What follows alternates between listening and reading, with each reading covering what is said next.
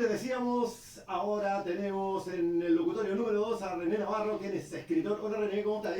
Hola Pelao, Cristian, un abrazo grande, gracias por invitarnos acá, o sea, invitarme a estar en Génesis, la radio de la doble N. Lo escucha, lo escucha. Pues si soy copiapino, tengo Oye, que escuchar radio Génesis. oye, René, el libro Hispano-Catolicidad, breves ensayos para desmontar la leyenda negra. ¿Por qué ese título?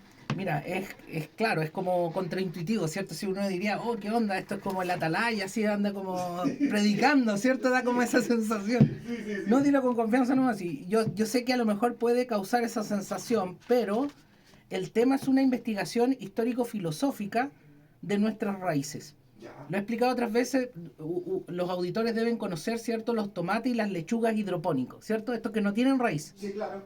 Entonces, cuando uno no tiene raíces, es más fácil que te muevan de un lugar a otro. Cuando tú no tienes anclaje, pierdes tu identidad. Entonces, en la búsqueda de las raíces, en la búsqueda de lo que nos da anclaje, filosóficamente se puede llegar a la conclusión que uno de esos elementos es el idioma, en nuestro caso el español, que es el que ocupas tú para comunicarte con los auditores de Radio Génesis. René, te pido por favor, ¿te puedes acercar un Sí, poco al sí, micrófono? ahí sí, ahí sí. Ahí sí, perfecto. ¿Cachai? O Sí, sea, perfecto. en este rato nos estamos comunicando a través del idioma español, ¿cierto? El castellano, en Radio Génesis. Ahora, esa tradición es una tradición cultural, viene de algo, de alguien. Y lo mismo, si eso lo sumas, lo cultural a lo moral, que te tiene que dar un anclaje también, sobre todo recién estábamos conversando fuera de audio, estas cuestiones de los balazos, ¿cierto? En las discotecas, la delincuencia desatada, etcétera. Su análisis también tiene que ver con un trasfondo moral, en donde en una sociedad que es relativizada, ¿cierto? En donde todo da lo mismo, el nihilismo, no me importa nada. Entonces, claro, pues si tú no tienes anclaje, es fácil que aumenten los delitos. Entonces, esta obra de alguna manera quiere rescatar esas dos raíces principales que son por un lado el idioma español, el castellano, y por otro la gesta de la catolicidad a nivel universal. ¿Sabes qué? Estaba viendo el libro, en la página 40, ¿Vale? dice lo siguiente, y que me llamó poderosamente la atención. Veamos. Dice, pasa el hombre por este mundo como viajero que camina a su patria. Y aunque cierre su marcha la piedra del sepulcro, deja a sus sucesores como herencia sus obras, sus escritos y sus descubrimientos. Claro, mira, esa inspiración viene, ¿sabes de dónde, querido pelado? Cuando nosotros vamos ¿cómo se llama? Por Chacabuco, ¿cierto? Pasamos Copayapo y nos encontramos de frente con el cementerio, ¿cierto? Y el cementerio nos informa Memento Mori. ¿Ah? Sí, En algún momento, nos va a pillar la pela. Y fíjate que acá en Copiapó dice lo siguiente: he aquí la mansión del luto, ado el débil como el fuerte, corrido el plazo absoluto, viene a pagar su tributo a la inexorable muerte.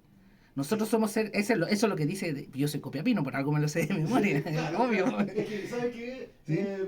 Hay veces, René, Dime. que la gente va al cementerio, pero no se da el tiempo de leer lo que dice No, arriba. es fabuloso, pues una rima castellana de tomo y lomo. Y fíjate que estas cuestiones hacen que a uno se les levante la moral. Por eso te digo, no todos nosotros sabemos que es una obra universal el Quijote de la Mancha, ¿cierto? Sí, claro. Claro, pero pocos saben que en los primeros capítulos del Quijote está citado Alonso de Ercilla como el primer escritor chileno de la Araucana. Entonces cuando tú lees a Cervantes hablando de Chile, como que se te eriza un poquito la piel.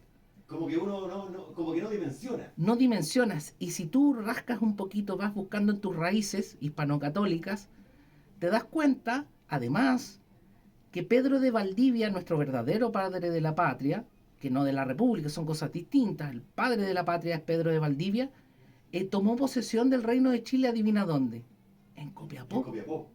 De y hecho, lo denominó Valle de la Posesión, y fue acá un 26 de octubre de 1540. oye, René, ¿en qué estabas pensando cuando escribiste el libro? ¿O alguien te dijo, René, podrías escribir de esto? ¿O era un gusto adquirido ya hace tiempo? Yo creo que un poco de todo, porque las personas somos así. Pues, tenemos nosotros una historia personal, ¿cierto? Tenemos papás, tenemos abuelos, tenemos bisabuelos, tatarabuelos.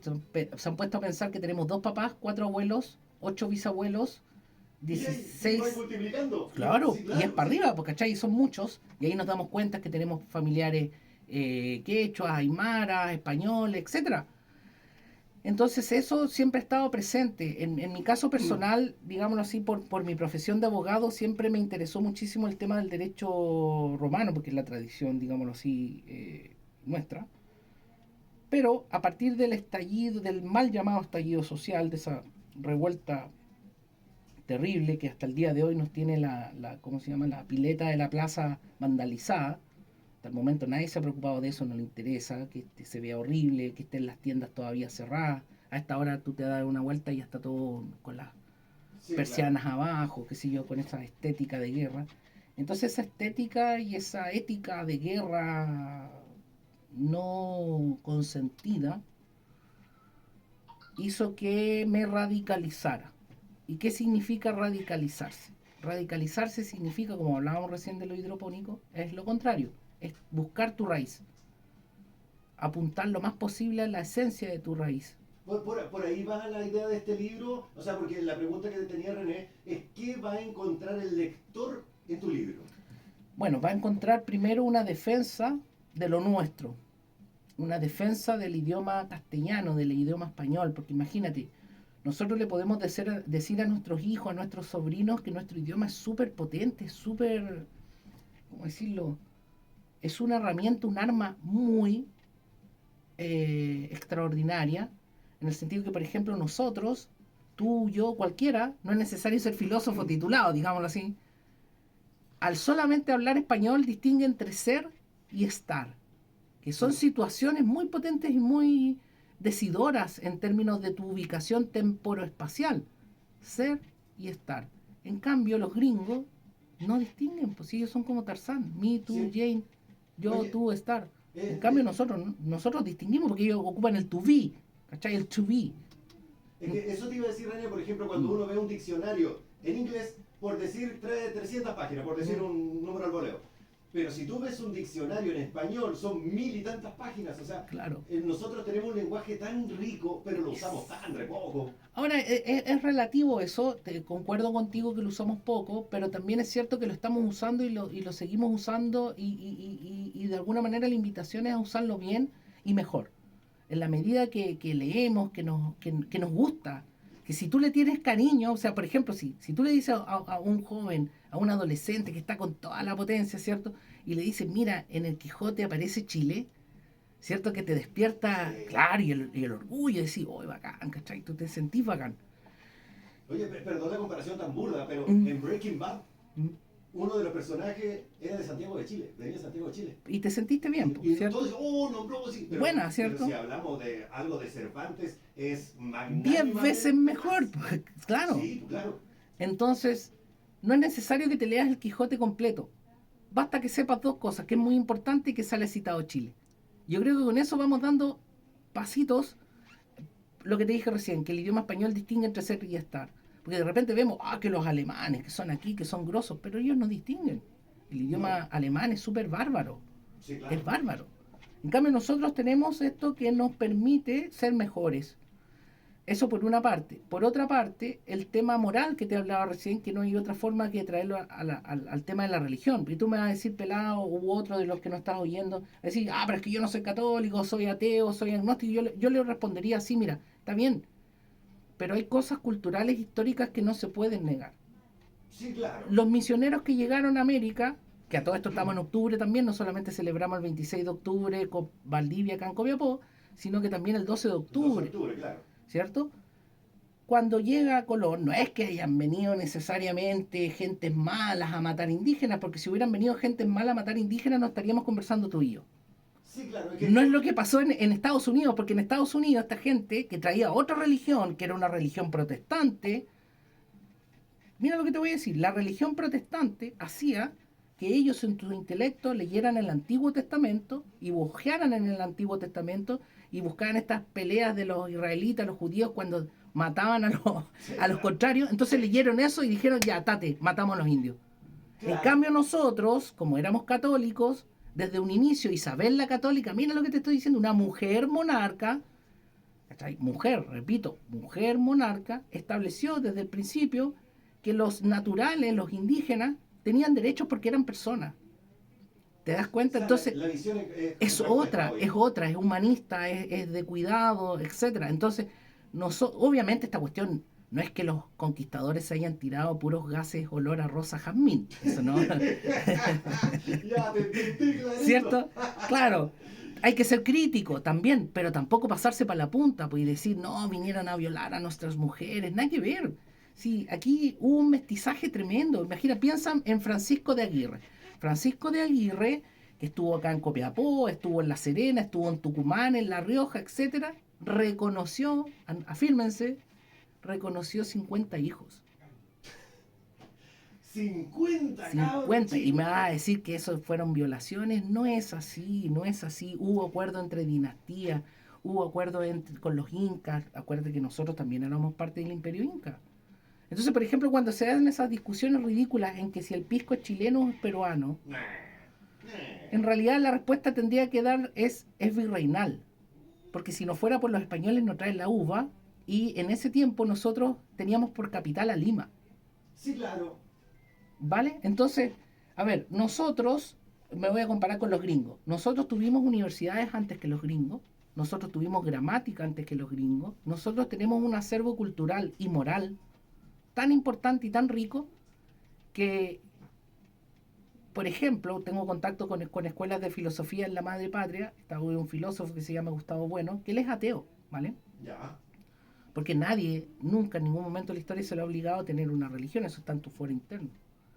Pero sí rescata que la unidad católica permitió que este imperio se expandiera de una manera virtuosa, porque aquí tenemos que distinguir dos tipos de imperios, siguiendo a Gustavo Bueno.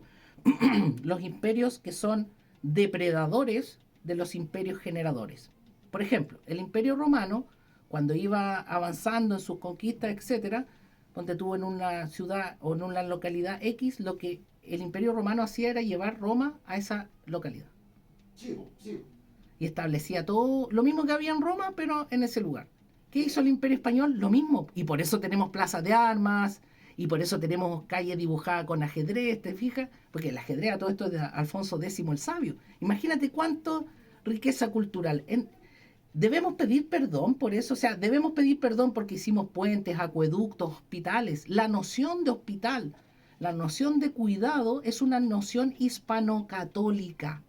Claro, si tú lo tomas hoy día en el presente y ves y dice hispano-catolicidad, te va a sonar a proselitismo, digámoslo así, ¿cachai? Sí, pues así como, oh, vengo a golpear la puerta, conviértete a mi hermano, pero no es eso. No es la verdad. René, ¿sabes qué? Me queda muy poco tiempo, de hecho me quedan 2 minutos. Súper. Pero quiero que contestes una pregunta. Me dicen, hola pelado, ¿dónde encontramos el libro para comprarlo?